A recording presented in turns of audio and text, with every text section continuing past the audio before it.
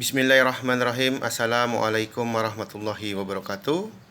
Selamat pagi, salam sejahtera bagi kita semua anak-anakku. Apa kabar semuanya? Mudah-mudahan masih diberi kesehatan ya sampai saat ini.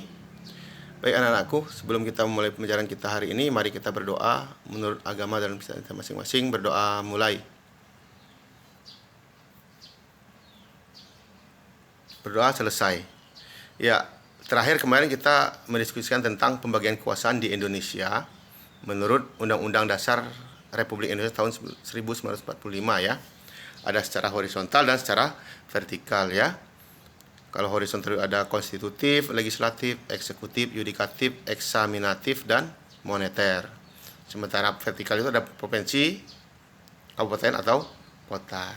Nah, sekarang kita lanjut ke sistem pemerintahan Indonesia sebelum dan sesudah amandemen atau perubahan ya. Nanti di buku LKS kalian ada, kalian cari ya. Nah, ini Bapak singkat saja. Sistem pemerintahan negara Indonesia berdasarkan Undang-Undang Dasar 1945 sebelum diamandemen ya. Ada 7 kunci ya. Yaitu Indonesia adalah negara yang berdasarkan atas hukum atau restat ya. Sistem konstitusional ya. Kekuasaan tertinggi di tangan MPR. Presiden adalah penyelenggara pemerintahan negara yang tertinggi di bawah MPR ya. Presiden tidak bertanggung jawab kepada DPR, Menteri Negara Pembantu Presiden, dan tidak bertanggung jawab terhadap DPR. Kekuasaan kepala negara tidak terbatas. Nah ini ya, sebelum amandemen ya. Berdasarkan 7 kunci pokok tersebut, sistem pemerintahan Indonesia menurut Undang-Undang Dasar 1945 menganut sistem pemerintahan presidensial ya. Sistem pemerintahan ini dijalankan semasa Orde Baru di bawah kepemimpinan Bapak Presiden almarhum Soeharto ya. Ciri dari sistem pemerintahan presidensial ini adalah adanya kekuasaan yang amat besar pada lembaga kepresidenan ya.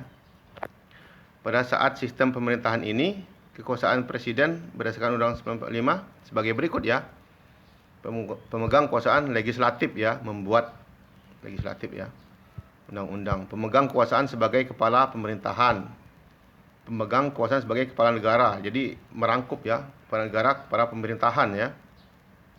Panglima tertinggi dalam kemiliteran ya, berhak mengangkat dan melantik para anggota MPR dari utusan daerah atau golongan, berhak mengangkat para menteri dan pejabat negara, berhak menyatakan perang, membuat perdamaian dan perjanjian dengan negara lain, berhak mengangkat duta dan menerima duta dari negara lain ya, berhak memberi gelaran, tanda jasa dan lain-lain tanda kehormatan, berhak memberi grasi ya, amnesti, abolisisi dan rehabilitasi ya. Nah, ini ya. Dampak negatifnya dari sistem pemerintahan presidensial ya. Yang pertama terjadi pemusatan kekuasaan negara pada satu lembaga yaitu presiden ya, karena sebagai kepala negara, sebagai kepala pemerintahan ya. Kemudian peran pengawasan dan perwakilan DPR semakin lemah. Pejabat-pejabat negara yang diangkat cenderung dimanfaatkan untuk loyal dan mendukung kelangsungan kekuasaan presiden ya. Kebijakan yang dibuat cenderung menguntungkan orang-orang yang dekat dengan presiden ya. Menciptakan perilaku PKKN. Nah ini ya. Korupsi, kolusi, nepotisme ya. Terjadi personifikasi bahwa presiden dianggap negara.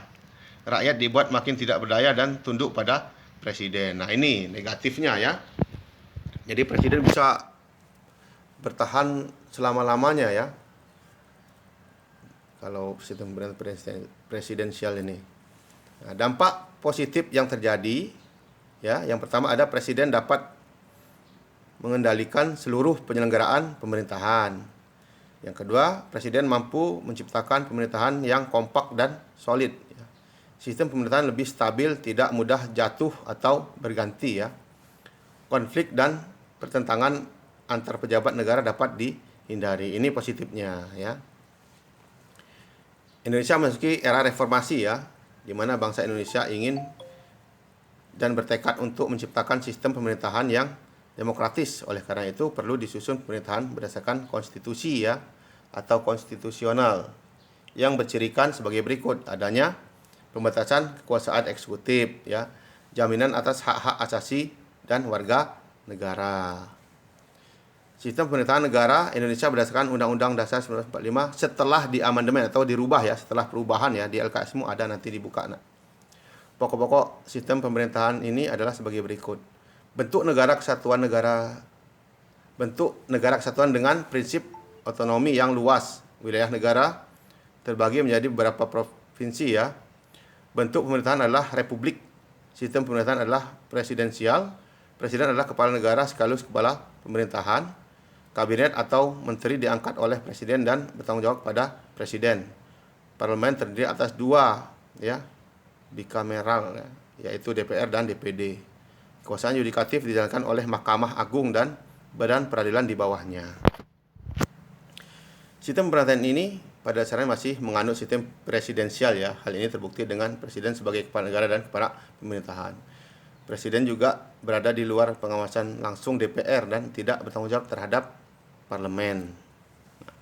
Beberapa variasi sistem pemerintahan presidensial di Indonesia ya. Ada presiden sewaktu-waktu dapat dihentikan MPR atas usul dan pertimbangan DPR ya. Presiden dalam mengangkat pejabat negara perlu pertimbangan dan atau persetujuan DPR. Presiden dalam mengeluarkan kebijakan tentu perlu pertimbangan dan persetujuan DPR ya.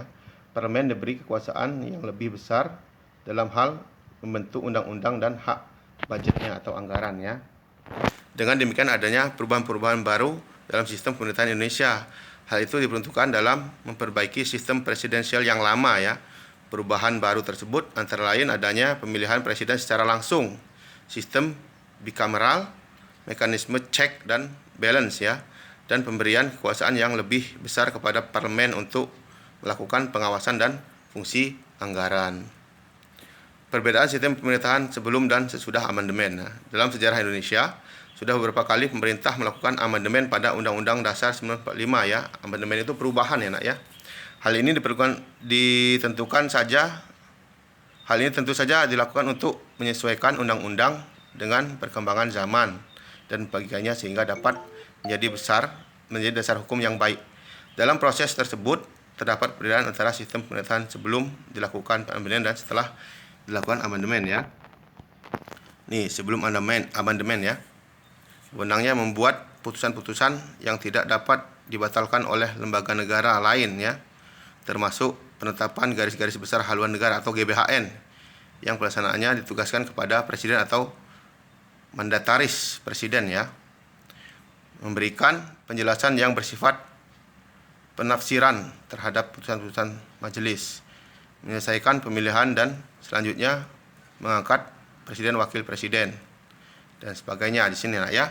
Ini sebelum amandemen.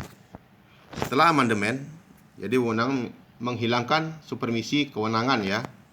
Setelah amandemen, MPR berkedudukan sebagai lembaga tertinggi negara yang setara dengan lembaga tinggi negara lainnya ya, seperti presiden, DPR, DPD, BPK ya, MA dan MK.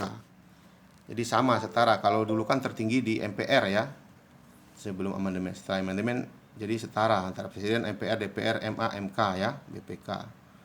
Menghilangkan supervisi kewenangannya, menetapkan GBHN, menghilangkan kewenangannya mengangkat presiden karena presiden dipilih secara langsung melalui pemilu ya, dan sebagainya. Sampai di sini anak-anakku, nanti kalian buka ya LKS kalian, ada di LKS di halaman berapa itu, sistem pemerintahan Indonesia sebelum dan sudah perubahan intinya ya. Terima kasih sampai di sini anak-anakku. Jika nanti ada pertanyaan, kita Zoom setelah ini ya. Jangan lupa join Zoom Meet-nya. Jangan lupa juga kalian absen di kolom komentar ya pada video YouTube berikut ini. Terima kasih atas perhatiannya. Lebih kurang mohon maaf. Assalamualaikum warahmatullahi wabarakatuh.